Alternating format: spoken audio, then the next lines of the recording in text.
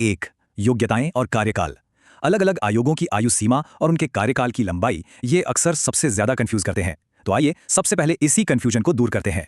अब इन आयोगों में बैठने के लिए बुनियादी योग्यता क्या होनी चाहिए? इसका एक बहुत ही सीधा सा आधार है।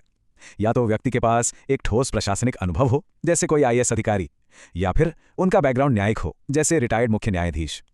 अगर ये दोनों नहीं है तो कम से कम अपने संबंधित क्षेत्र में 10 साल का जमीनी अनुभव होना तो बिल्कुल अनिवार्य है। ये वो बेसिक क्राइटेरिया है जो एक मजबूत नींव तय करता है। चलिए एक छोटा सा टेस्ट लेते हैं। राज्य वित्त, निर्वाचन और सूचना आयोगों के कार्यकालों को उनके सही विकल्पों के साथ कैसे मिलाएंगे? सोचिए, ये अपनी अब तक की समझ को जांचने का एक बहुत ही बढ़िया तरीका है। और इसका सही जवाब काफी दिलचस्प है। सबसे ज्यादा ध्यान देने वाली बात है सूचना आयोग का नियम। यहां पुनर्नियुक्ति का कोई चांस ही नहीं है, मतलब कोई दूसरा मौका नहीं मिलेगा। राज्य वित्त आयोग का कार्यकाल सीधा उनके नियुक्ति आदेश पर निर्भर करता है। निर्वाचन आयोग के लिए नियम है 5 साल या फिर 65 वर्ष की आयु तक। वहीं सूचना आयोग के लिए यह सीमा 3 साल या 65 वर्ष की आयु है। बिल्कुल स्पष्ट और सख्त नियम। इसी तरह अब मानवाधिकार, महिला, लोक सेवा आयोग और लोकायुक्त इनके कार्यकालों का सही मिलान करने की कोशिश करते हैं। देखते हैं इसके नियम कितने अलग हैं। यहाँ नियम थोड़ी और विविधता लिए हुए हैं। मानवाधिकार आयोग के लिए सीमा है 3 साल या 70 वर्ष की आयु, और हाँ, इसमें पुनर्नियुक्ति हो सकती है। दूसरी तरफ महिला आयोग का कार्यकाल फिक्स है, केवल 3 साल। राजस्थान लोक सेवा आयोग यानी आरपीसी की बात करें तो ये 6 साल या 62 वर्ष की आयु तक है, जो भी पहले हो जाए, और इसके बाद कोई रीअपॉइंटमेंट नहीं। अंत में लोकायुक्त का कार्यकाल बिल्कुल स्पष्ट रूप से 5 साल निर्धारित किया गया है। भाग 2, मुख्य शक्तियां और अधिकार। कार्यकाल की बात तो हो गई, लेकिन असली बात तो यह है कि पद पर रहते हुए इन निकायों के पास असल में कितनी कानूनी और प्रशासनिक ताकत होती है। एक और दिलचस्प चुनौती, राज्य वित्त, निर्वाचन और सूचना आयोगों की जो कोर पावर्स हैं, यानी मुख्य शक्तियां, क्या उन्हें आसानी से अलग अलग पहचाना जा सकता है? इसका जवाब बिल्कुल सीधा है। वित्त और सूचना आयोग दोनों ही के पास सिविल कोड की शक्तियां मौजूद हैं, लेकिन सूचना आयोग एक कदम आगे है, क्योंकि उसके पास जुर्माना लगाने का भी अधिकार है। दूसरी ओर निर्वाचन आयोग का फोकस एकदम अलग है। वो सिर्फ और सिर्फ पंचायती राज और नगर पालिकाओं के स्थानीय चुनावों को कंट्रोल और सुपरवाइज करने का काम करता है। अब जरा बाकी बचे 4 बड़े आयोगों पर नजर डालते हैं। मानवाधिकार आयोग, महिला आयोग, आरपीएससी और लोकायुक्त। इनकी शक्तियों का सही मिलान क्या होगा? यहाँ एक पैटर्न है। शक्तियां हमेशा उनके काम के उद्देश्य से जुड़ी होती हैं।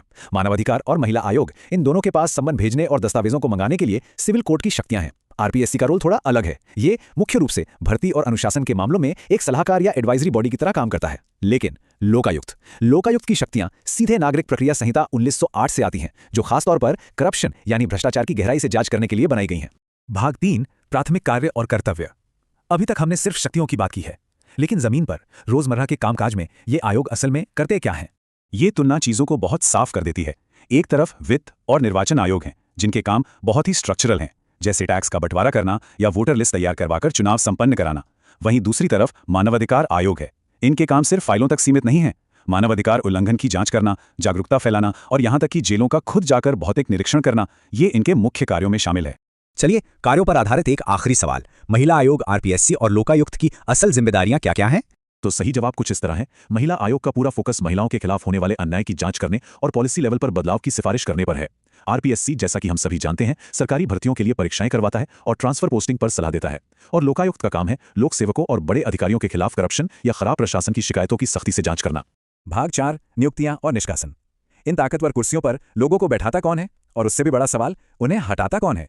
कानूनी रूप से यह हिस्सा सबसे ज्यादा टेस्ट किया जाता है। ये सवाल राज्य और केंद्र सरकार के अधिकारों के बीच के टकराव का एक क्लासिक उदाहरण है, खासकर जब बात राज्य मानवाधिकार आयोग और लोक सेवा आयोग की हो। यहाँ एक बहुत ही महत्वपूर्ण अपवाद नियम यानी एक्सेप्शन रूल लागू होता है। इसे बिल्कुल ध्यान से समझना है। भले ही ये राज्य स्तर के निकाय हैं और इनकी नियुक्ति राज्यपाल ही करते हैं, लेकिन जब बात इन्हें पद से हटाने की आती है तो ये शक्ति केवल और केवल भारत के राष्ट्रपति के पास है। ये एक ऐसा कानूनी पेज है जिसे भूलना नहीं चाहिए। अब चयन समितियों को ही देख लीजिए। सूचना आयोग, मानवाधिकार आयोग और लोकायुक्त जैसे निकायों के मेंबर्स को चुनने के लिए जो कमेटियां बनती हैं, वे बहुत सख्त होती हैं। इनमें मुख्यमंत्री का होना तो तय है, लेकिन विपक्ष के नेता का शामिल होना सिर्फ कोई दिखावा या औपचारिकता नहीं है। यह कदम सिस्टम में पूरी पारदर्शिता और निष्पक्षता बनाए रखने के लिए अनिवार्य है। भाग 5, वर्तमान आयोग प्रमुख। पूरी कानूनी और प्रशासनिक बातें हो गईं, अब समय है आज की हकीकत जानने का। ये इस चर्चा की आखिरी चुनौती है। क्या इन 7 राज्य आयोगों को उनके वर्तमान या हाल के अध्यक्षों के सही नामों के साथ मिलाया जा सकता है? और ये रही बिल्कुल ताज़ा लिस्ट। इसे दिमाग में अच्छे से बैठा लेना चाहिए। राज्य वित्त आयोग के प्रमुख हैं प्रद्युम्न सिंह। निर्वाचन आयोग की जिम्मेदारी मधुकर गुप्ता के पास है। सूचना आयोग को लीड कर रहे हैं मोहन लाल लाठर। मानव अधिकार आयोग की कमान गंगाराम मूलचंदानी के पास है। महिला आयोग में रेहाना रियाज चिश्ती हैं। आरपीएससी के प्रमुख हैं उत्कल रंजन साहू। और अंत में लोकायुक्त के महत्वपूर्ण पद पर श्री प्रताप कृष्ण लोहरा विराजमान हैं। इन 7 नामों को एकदम टिप्स पर रखना है।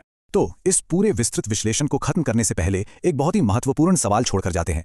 ये जितने भी स्वतंत्र आयोग हैं, ये सब मिलकर राज्य के स्तर पर हमारे लोकतंत्र की अखंडता और सुशासन को कैसे बचाए रखते हैं? जरा सोचिए कि अगर ये निष्पक्ष संस्थाएं ना हो तो हमारा रोजमर्रा का प्रशासन कैसा होगा?